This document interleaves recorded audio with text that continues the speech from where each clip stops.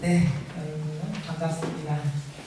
저희가 지금 계속해서 고린도전서를 보고 있어요. 오늘 저를 처음 보시는 분들도 계실 것 같은데 굉장히 좀 낯서실 수도 있는데, 네, 그래서 뭐 어쩌겠다는 건 아니고요. 낯설 수 있다 뭐 이런 건데, 여러분 반갑습니다. 처음 뵈서 반가워요. 저희가 이제 강해 설교를 하고 있어요. 저랑 김은지 목사님께서 이렇게 본문이 이어지는 설교를 하고 있어요. 그래서 오늘 설교 앞에 부분은 조금 말씀을 드리고 시작하면 좋을 것 같습니다. 여러분, 바울은 3장 10절, 고린도전서 3장 10절에서 우리에게 무엇이라고 자신을 소개하는가 하면 능숙한 지혜로운 건축자라고 소개하고 있어요. 지혜로운 건축자예요. 바울은 교회를 세우는데 지혜로운 건축자이고, 그리고 우리에게 모두 다 그렇게 되었으면 좋겠다 라고 권면하고 있습니다. 지혜로운 건축자인 것이죠. 여러분, 우리가 이 교회를 세워간다는 것이 참 쉽지 않습니다. 무엇이 가장 어려워요? 오늘 제목이 뭐예요? 네, 이게 교회를 세워갈 때 우리가 우리의 연약함과 우리의 죄성 때문에 죄인들과 같이 교회를 세워가야 하는 그 부분이 참 어려운 것이죠. 말하자면 하나님의 교회라는 것은 정말 너무 지극히 거룩하고 정말 은혜롭고 사랑이 넘치는 공간이어야 하는데, 우리가 실제로 그런 교회를 세워가는 우리의 모습이 어때요? 그래요. 어려우니까 나를 빼고 내 자신을 빼고 옆에 사람들을 볼 때 물론 마음에 들기도 하지만 때로는 시험거리가 되기도 하죠. 내가 이 친구랑 어떻게 교회를 세워갈 것인가에 대해서 고민하기도 한다는 것이죠. 그래서 바울은 이 문제를 다루고 있어요. 어떻게 하면 이 문제를 극복하면서 우리가 지혜로운 건축자로서 교회를 세워갈 것인가, 우리의 연약함을 극복해가면서 옆에 사람을 품어가면서 어떻게 교회를 세워갈 것인가를 다루고 있습니다. 이제 바울이 고린도 교회 성도들에게 이렇게 이야기한 거예요.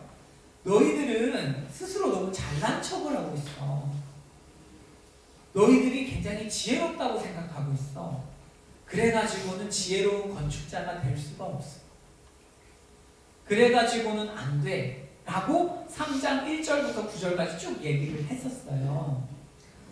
바울은 자신이 지혜롭다고 생각하는 사람들은 절대로 교회를 세워갈 수 없다고 이야기하면서 지혜로운 건축자는 그런 식으로 교회를 세우지 않는다는 것입니다. 그러면 어떻게 교회를 세워가는 것인가?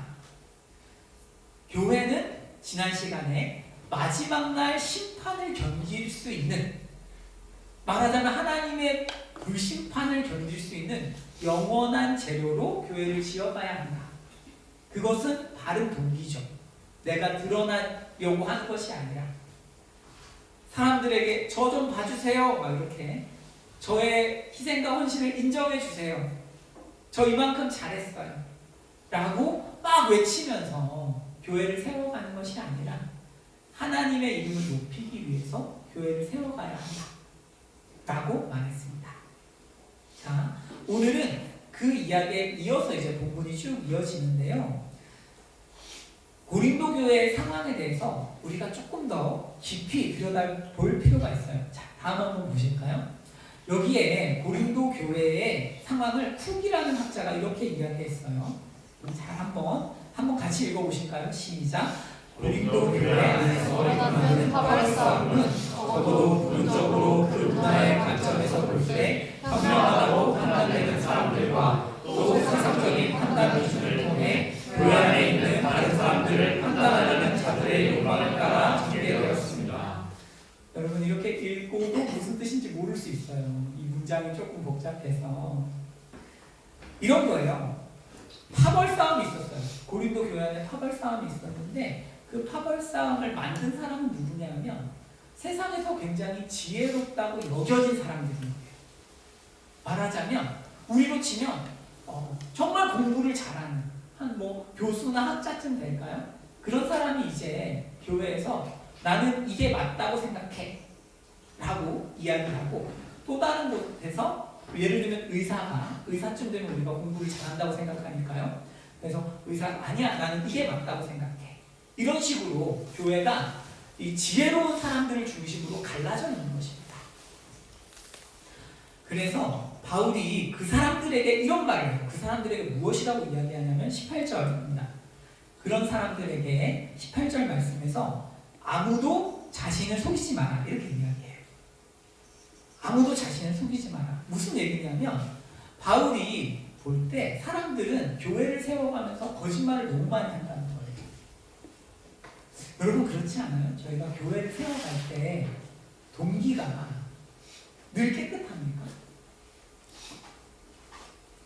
내가 섬김을 하는데 늘 동기가 깨끗해요. 사실은 우리는 섬김도 내가 하고 싶은 걸 하잖아요. 사실은 내가 하고 싶은 걸 하죠. 그런데 사람이 자기를 속인다는 것입니다. 자기 계속 속여요. 우리는 교회를 섬기면서도 자신을 계속 속인다는 거예요. 그런데 여기에서 특별히 속인다는 것은 무엇이냐면, 지혜로운 사람들은 보통 자기 자신을 어떻게 속이는지 아십니까? 꼭 지혜롭지 않더라도 우리가 다른 사람보다 내가 더 나은 것처럼 속이는 방법이 하나 있는데, 그것은 비판입니다. 비판이죠.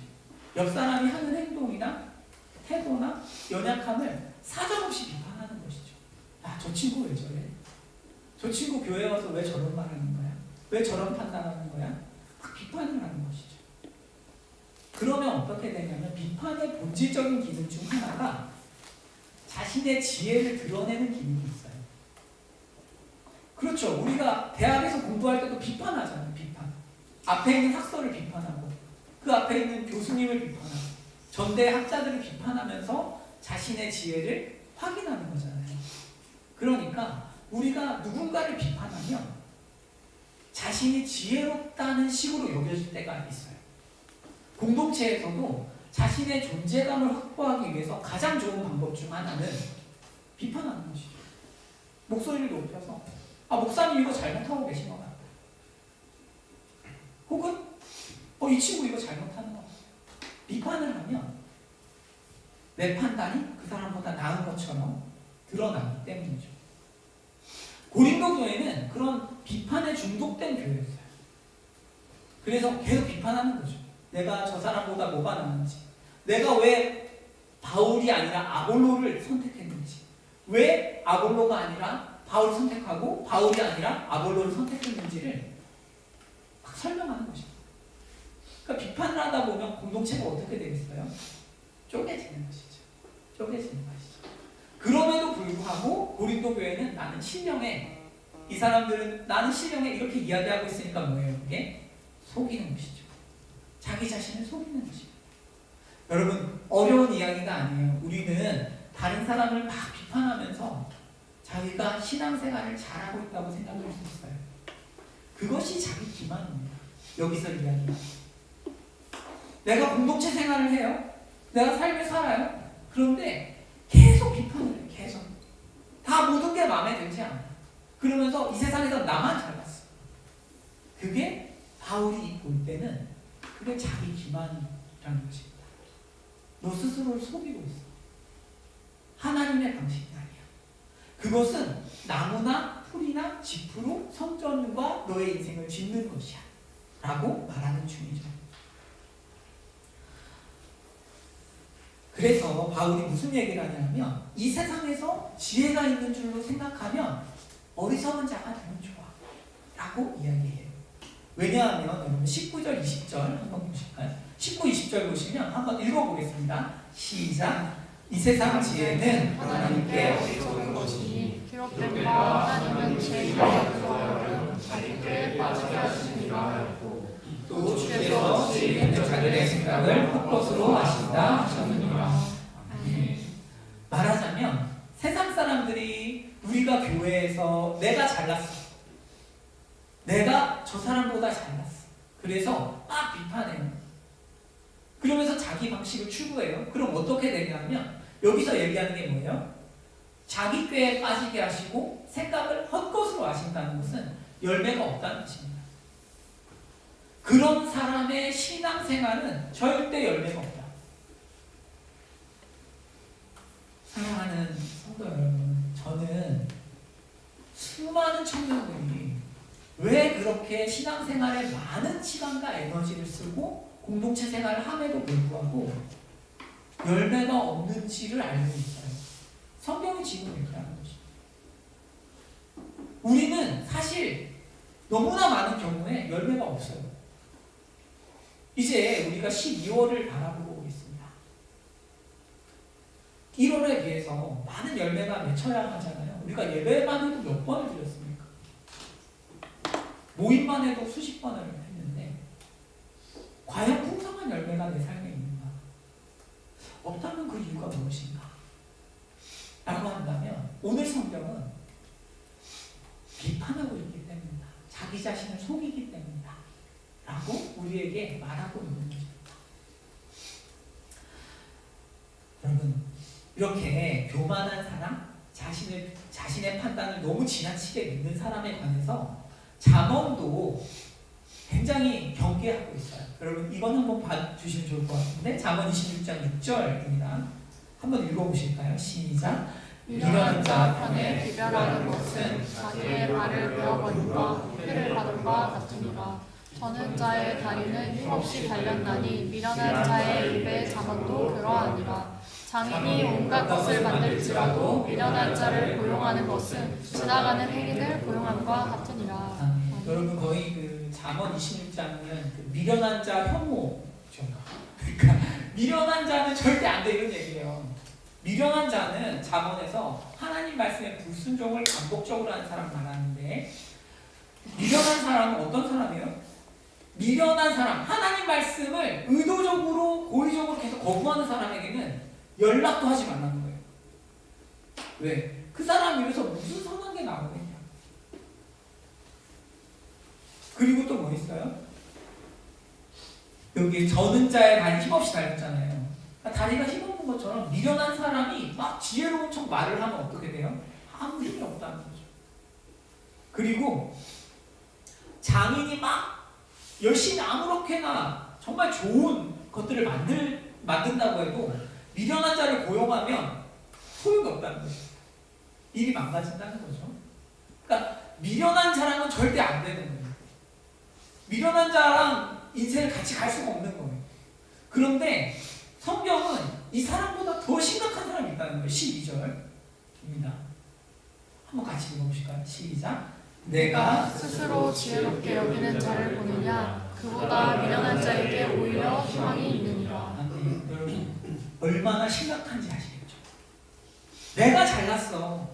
내가 잘나서 다 판단하고 다녀요. 아, 우리 목사님은 이렇고, 우리 리더는 이렇고, 우리 공동체는 이렇고, 다 막 판단해요. 아, 이렇게 해야 돼, 저렇게 해야 돼, 다 판단하고 다니잖아요.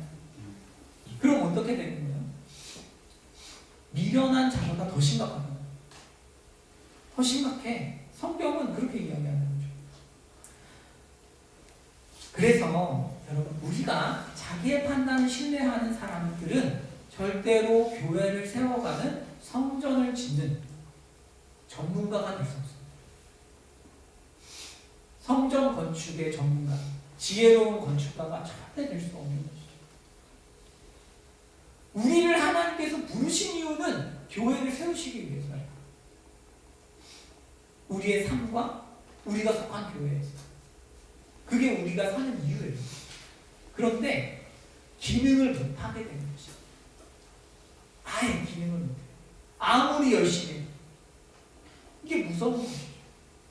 내 열심히 달리지만 아무런 성과가 없는 것입니다. 여러분, 그래서 우리가 절대 우리 스스로를 지혜롭게 여기면 안 되겠는데, 어떻게 하면 우리가 스스로 지혜롭게 여기고 있는지를 보다 정확히 알 수 있을까요? 성경은 이어서 이런 이야기를 해요. 21절부터 23절입니다. 자, 한번 읽어보실까요? 시작. 그런즉 누구든지 사람을 자랑하지 말라. 아무리 다 너희 것이니라. 바울이나 아볼로나 게바나 사계나 성령이나 사방이나 지금 것이나 장래 것이나 다 너희 것이요 너희는 그리스도의 것이요 그리스도는 하나님의 것이니라. 여러분, 스스로 지혜롭게 여긴 사람의 특징이 뭘까요? 인간을 자랑하는 것입니다. 달리 말하면 자기 자신을 포함해서 인간을 높이는 사람은 어리석은 것입니다. 자기를 믿고 있는 것이죠.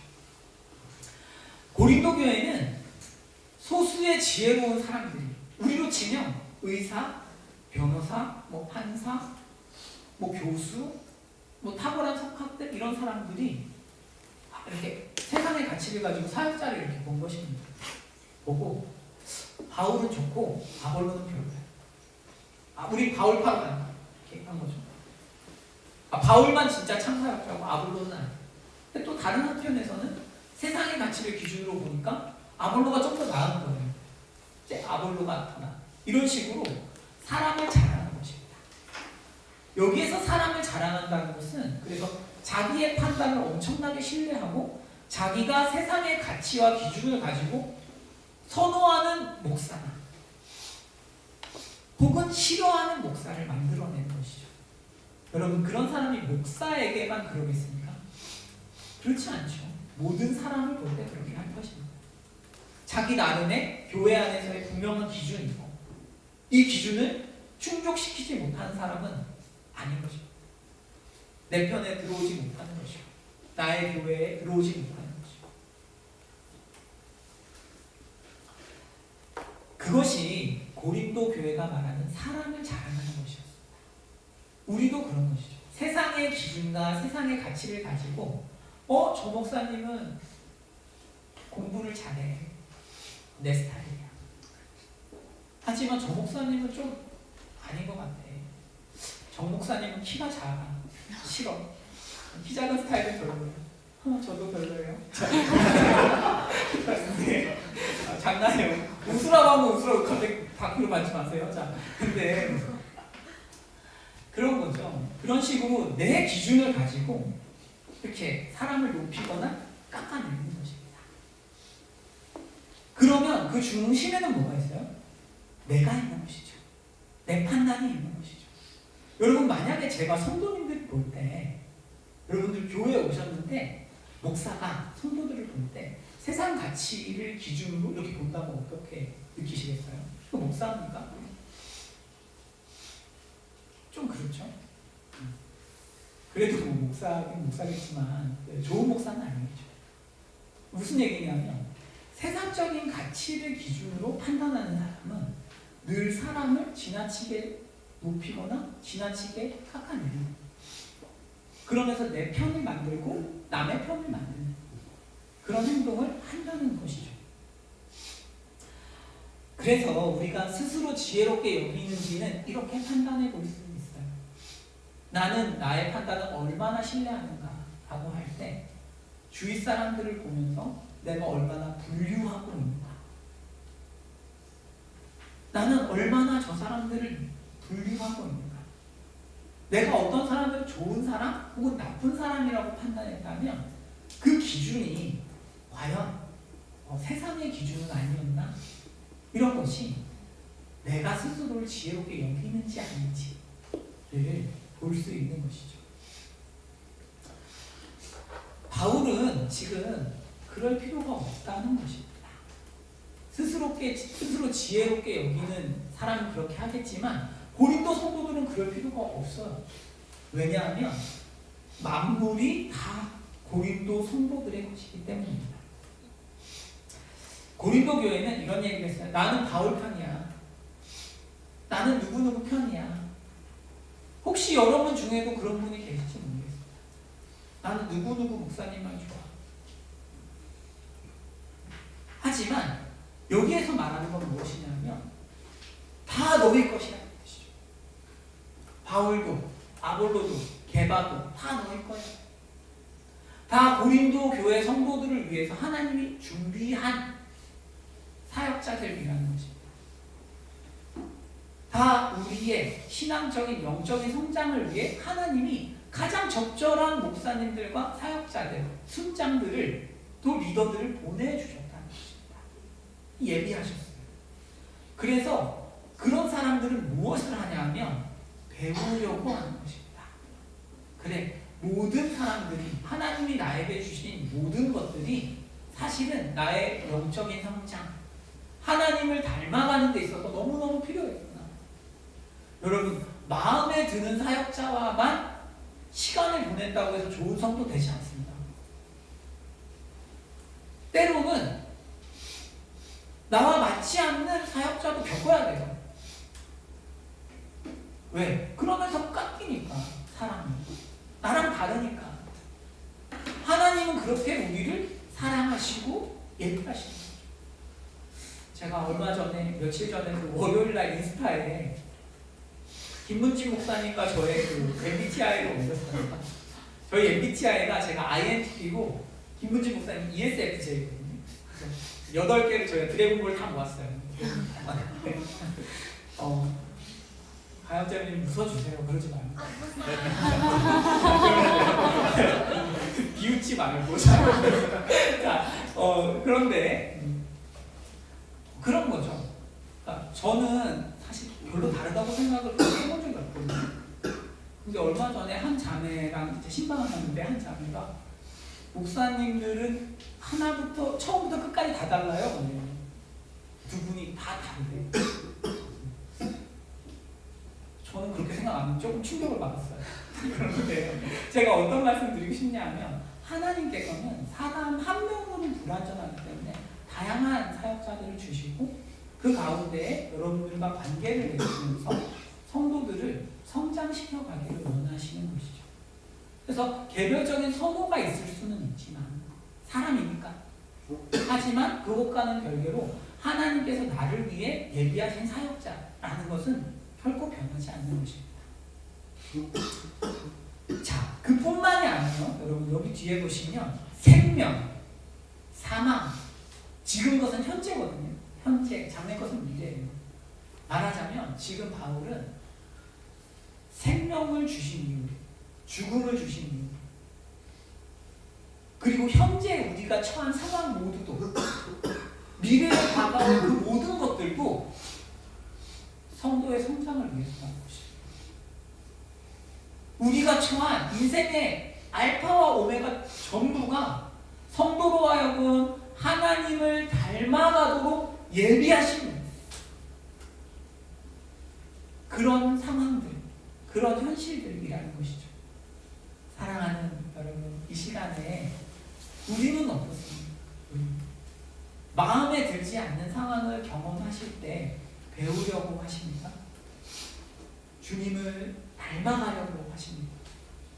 아니면 아니야, 저것은 문제가 있어, 이렇게 판단하고 넘겨버리십니까? 바울은 지금 그런 얘기하는 거예요. 정말 우리가 지혜로운 성전 건축자라면 성장하고 싶어 할 것이다. 자기의 판단을 함부로 신뢰하지 않고 하나님이 주신 상황과 사람들을 통해서 주님을 닮아가기 위해서 전심을 다하면서 달려갈 것이다 라는 것이죠. 그것이 지혜롭고 현명한 성전 건축자.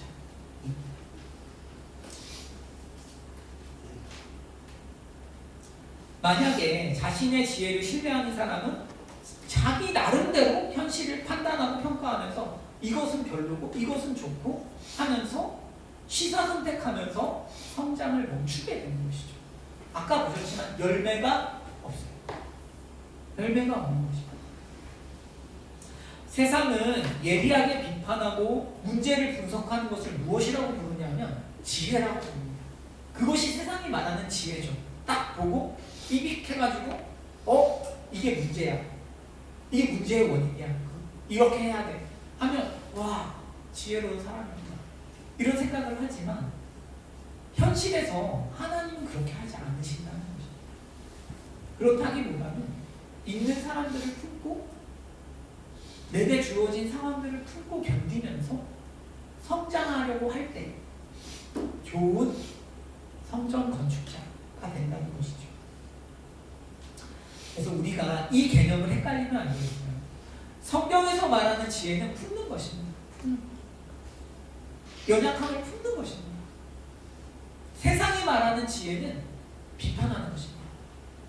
차이가 있어요. 우리는 품는 것이죠. 이런 분들이 종종 계실 수 있어요. 목사님, 저는 제 지혜로운 건축자 별로 안 하고 싶어요. 그냥 살고 싶어요. 뭐 그렇게 성장을 꼭 해야 됩니까? 그죠? 피곤해요. 그죠? 하지만 여러분, 주님께서 우리를 구원하신 이유가 지혜로운 성전 건축자로 만드시기 위해서예요. 에베소서 말씀에 1장 4절에 거룩하고 흠이 없게 하시려고 부르셨다 되어 있어요. 하나님의 열심이죠. 하나님 우리 개개인을 향해서 엄청난 열심이 있는데 그 열심이 뭐냐면 우리를 거룩하게 만들고 지혜로운 성전 건축자로 만드는 것입니다. 자, 그래서 우리는 그리스도의 것이잖아요. 끝에 이제 23절에 그리스도의 것이다. 너희는 그리스도의 것이다. 그리스도는 하나님의 것이다. 이렇게 되어 있는데, 그래서 우리가 주님을 위해 살아야 하고 다른 사람들을 위해서 준비되어야 되는 것이죠. 저는 여러분들께 꼭 드리고 싶은 말씀이 있어요. 신앙생활을 하시면서 늘 타인을 지향하는 신앙생활을 하시면 좋겠어요. 저는 이제 제자훈련을 하잖아요. 제자훈련을 할 때 저는 좀 충격적인 인터뷰 질문과 답이 뭐냐면, 제자훈련 하는 이유가 개인의 거룩일 때입니다. 여러분, 개인의 거룩을 위해서 사역자가 그렇게 많은 에너지와 힘을 써야 합니까? 온 공동체가 그 사람의 기도, 그 사람 위해 기도하고 다른 사람을 위해 준비되기 위해서 해야죠. 물론 개인적으로 거룩해지는 건 너무 좋지만 그것만이 목표여서는 안 되죠. 심지어 우리가 정말 힘을 쏟고 에너지를 쏟아서 한 사람을 길러내는데 그 한 사람의 목표가 개인의 거룩이라면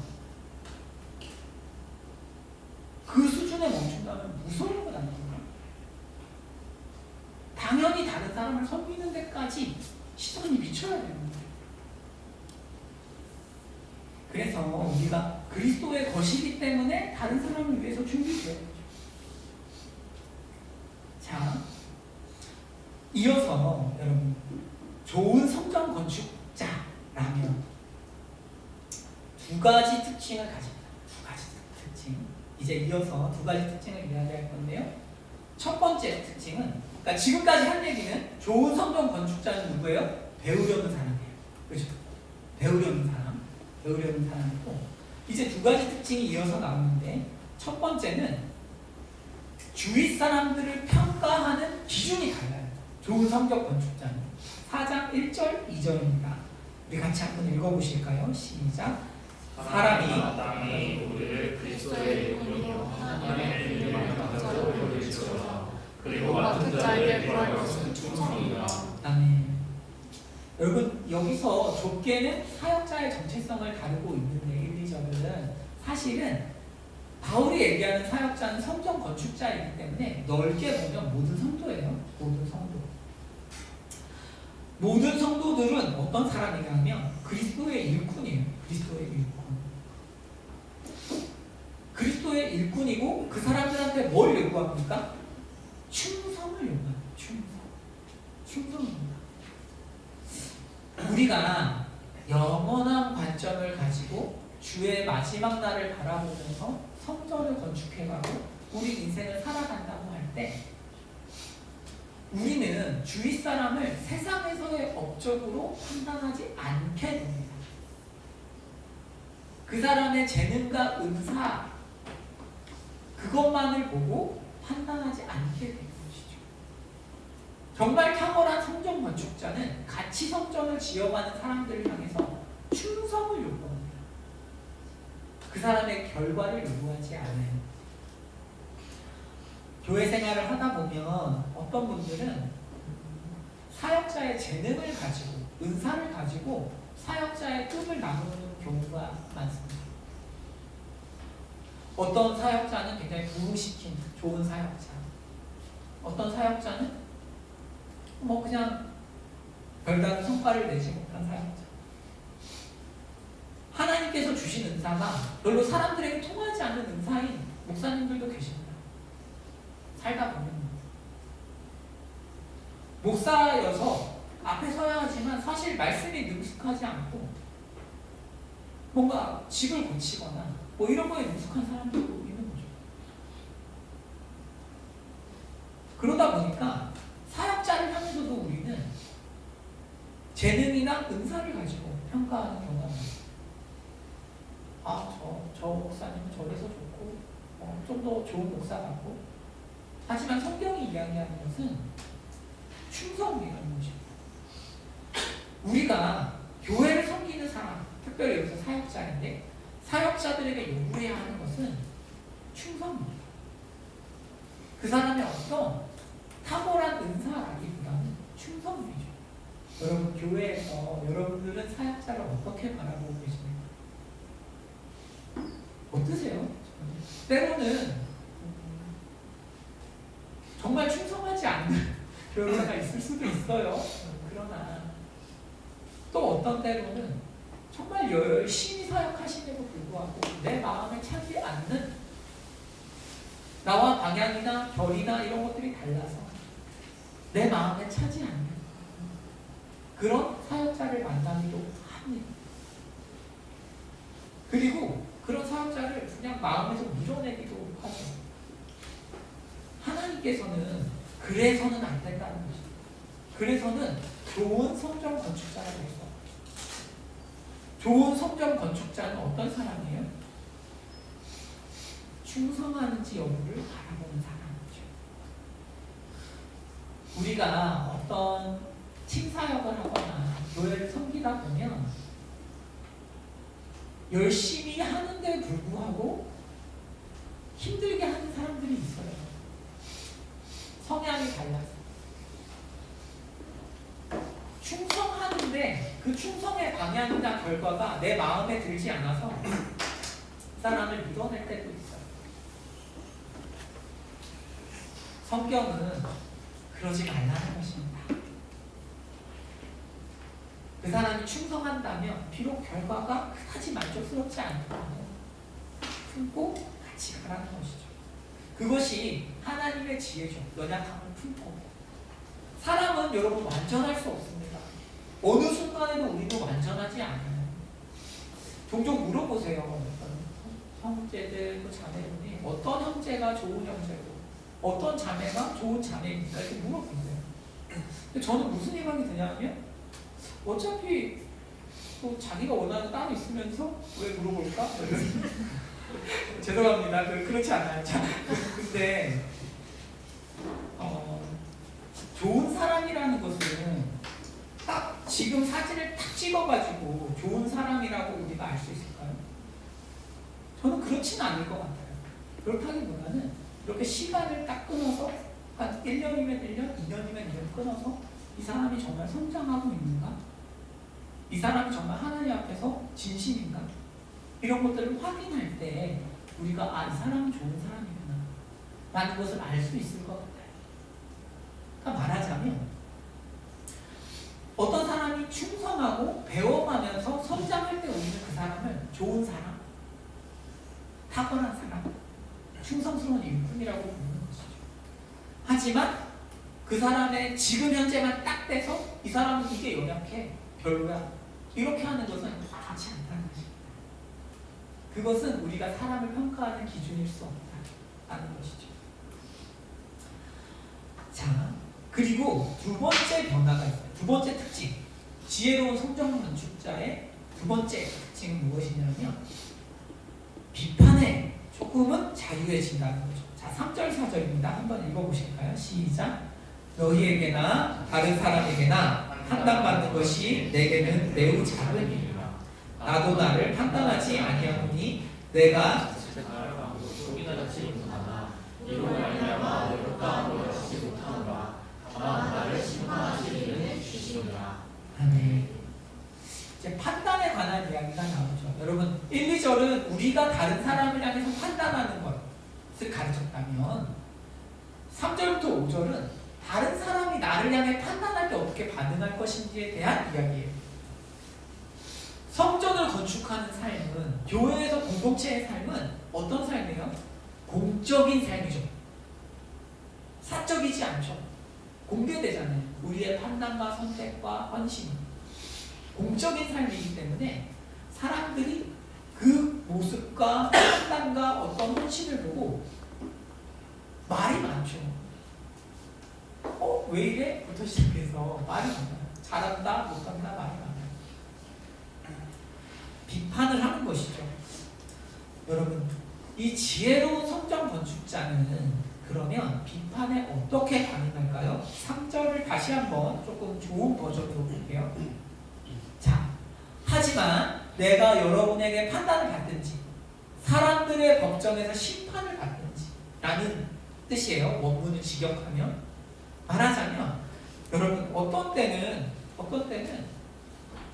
우리는 법정에 서 있는 듯한 기분을 느낄 때도 있어요.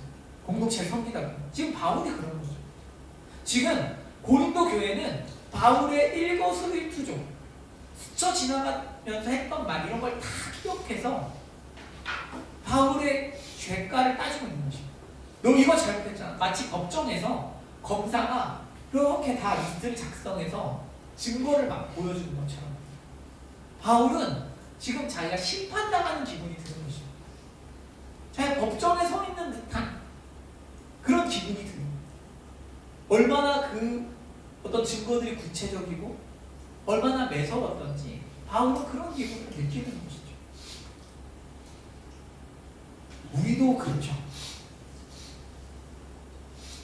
저는 때때로 사역을 하면서 정말 무서운 것들 중 하나는 제가 여러분들하고 이렇게 대화를 하면서 제일 제가 조심하는 부분 중 하나는 말실수입니다. 말실수. 제가 보통 좀 저랑 긴장 관계에 있다, 혹은 친하지 않다라고 여기는 사람에게는 절대 농담하지 않습니다. 쉽게 선을 그렇게 넘어가지 않아요. 제가 만약에 막 농담을 하잖아요. 그러면 제가 굉장히 친하게 여기고 있다는 뜻이에요. 그러니까 이래도 괜찮겠지? 안 괜찮더군요. 그런데 그런 거죠. 말하자면 저는 기억도 못해. 저의 의도는 그게 아니었어요. 그런데 청년들은 생각이 다를 때가 있어요. 그리고 굉장히 그 마음에 담아뒀다가 증거로 막 제출을 하는 거죠. 정우준 목사를 고소합니다. 이렇게 할 때가 있는 거예요. 그리고 그게 틀린 게 아니에요. 맞는 말이니까 막 아픈 거죠. 아예 틀린 말이면 헤이 뭐야 이러지만 제가 들어도 그때 정우준이 그랬단 말이야? 뭐 이런 생각이 드는 거예요. 걔 왜 그랬대? 뭐 이런 생각이 들어서 아픈 거죠. 마치 법정에 서 있는 것 같이 수많은 사람들의 판단 앞에서 서 있는 것 같아요.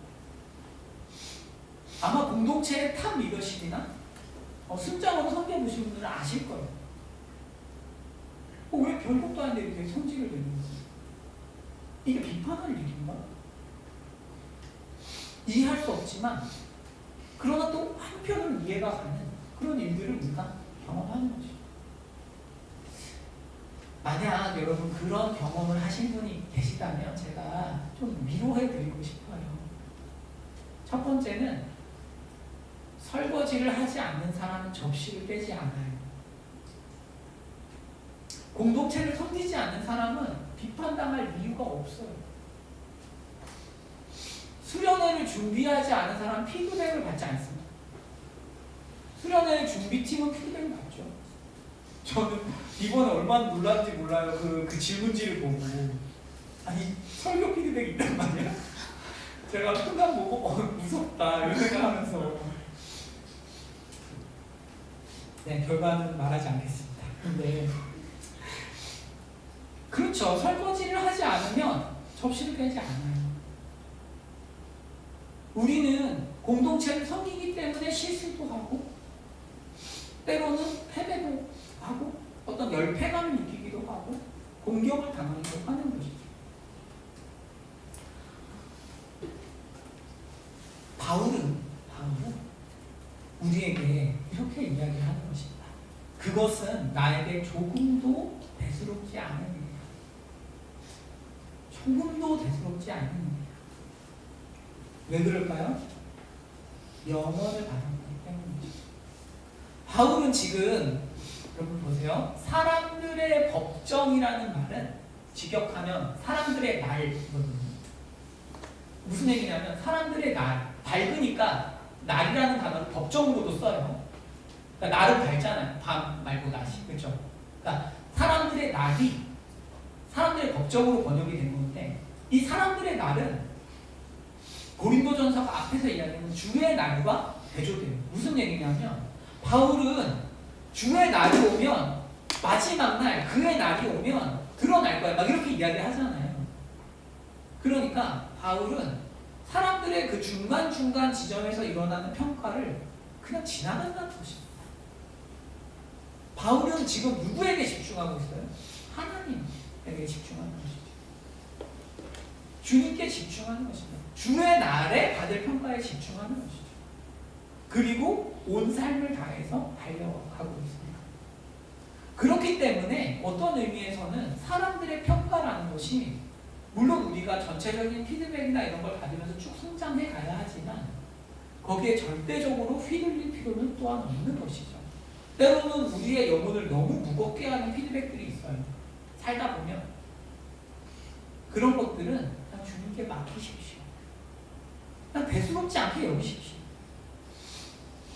뭐 어떡하겠어요? 저는 실제로 제가 비판을 받잖아요. 비판 받으면 저 이 말씀을 외워요. 암송해요. 힘드니까. 말씀에 힘이 있으니까. 그래, 대수롭지 않게 여겨야지. 넘어가야죠.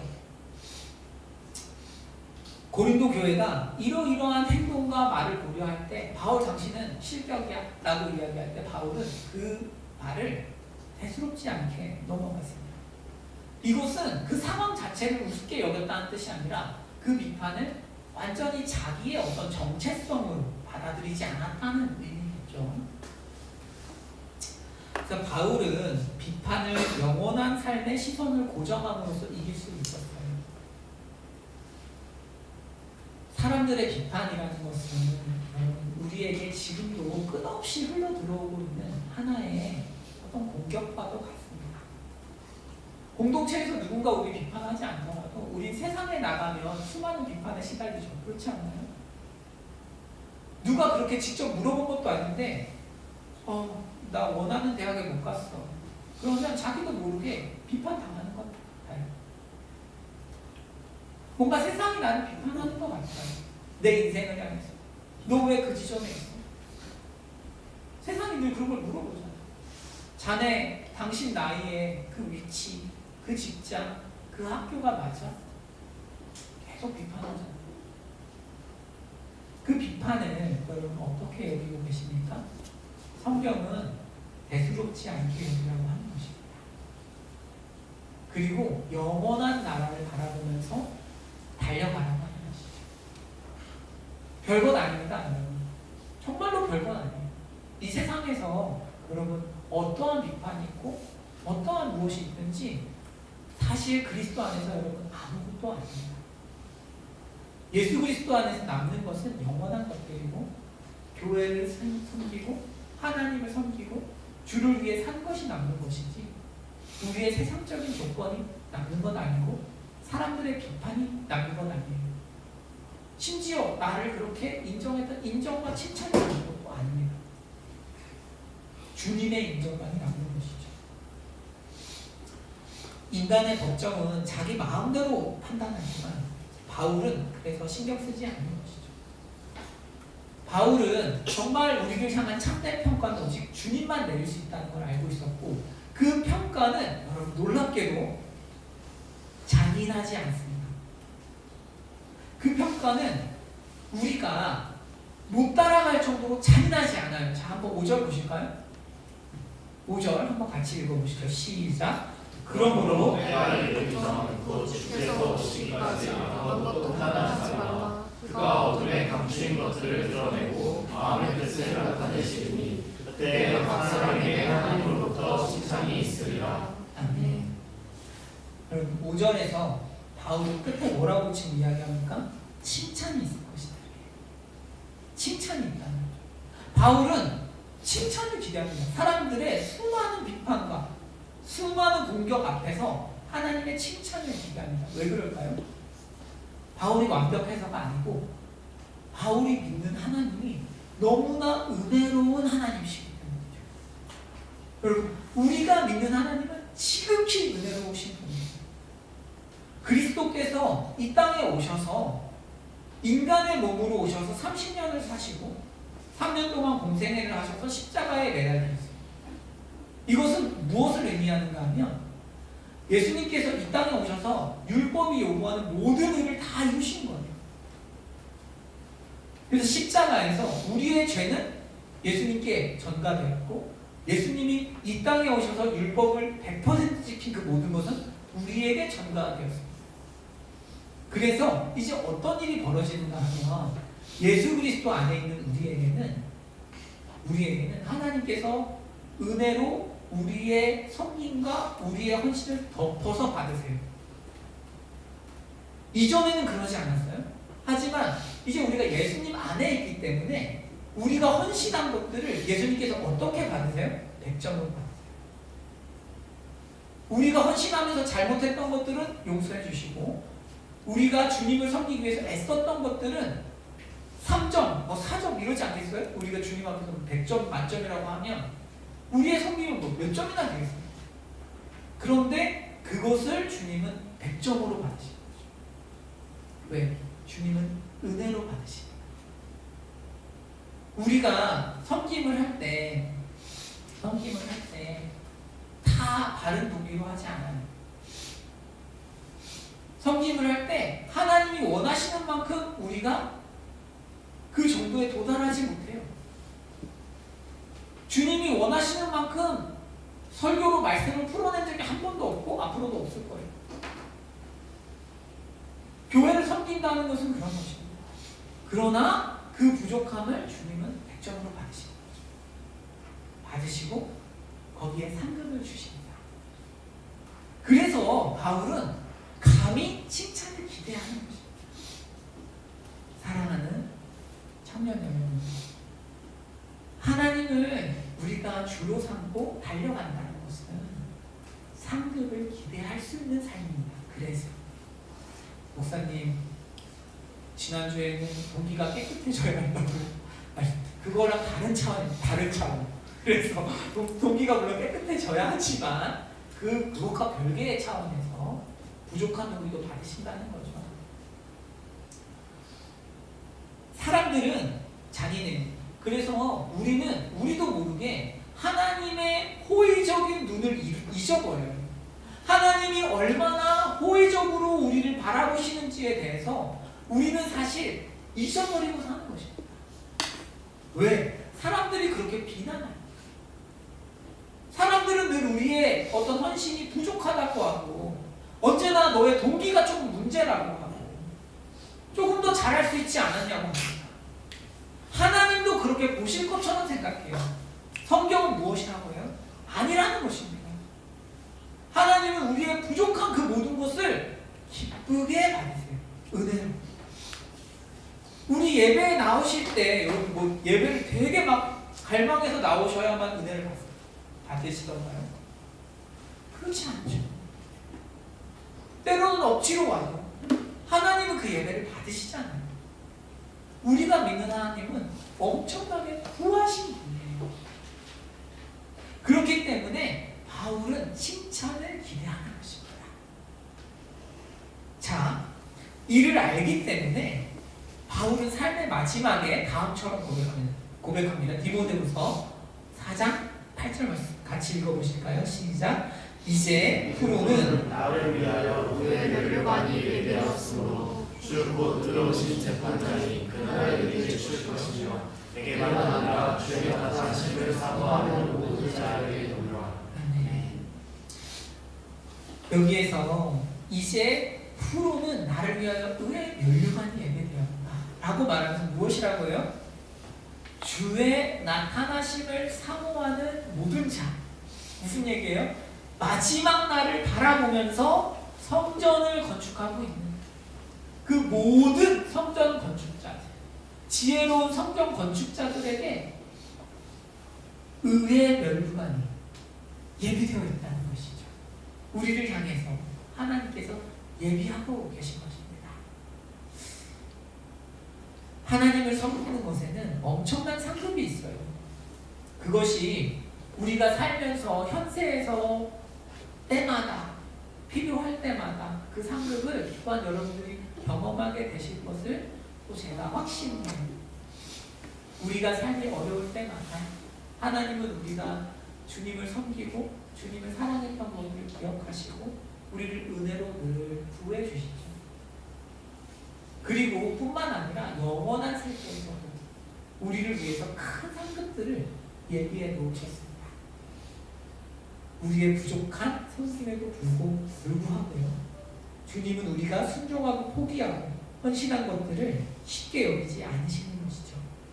이를 기억하고 전심을 다해서 주님께 달려가는 은혜가 있기를 축복합니다. 여러분, 오늘 설교를 마무리하겠습니다. 저희 오늘 바울이 우리에게 권면하는 것은 지혜로운 성전 건축자가 되는 것입니다. 어떻게 되는가요? 첫 번째는 배우려는 태도입니다. 모든 상황과 모든 환경과 모든 사람 가운데 배우려는 것입니다. 내 판단으로 밀어내는 것이 아니에요. 두 번째는 사람들을 볼 때 어떤 결과나 나와 다름으로 보는 것이 아니라 충성으로 보는 것이죠. 충성. 또 하나는 하나님의 칭찬을 기대하는 것이죠. 비판에서 벗어나서 마지막 날 있을 주님의 칭찬을 바라보는 것이죠. 여러분,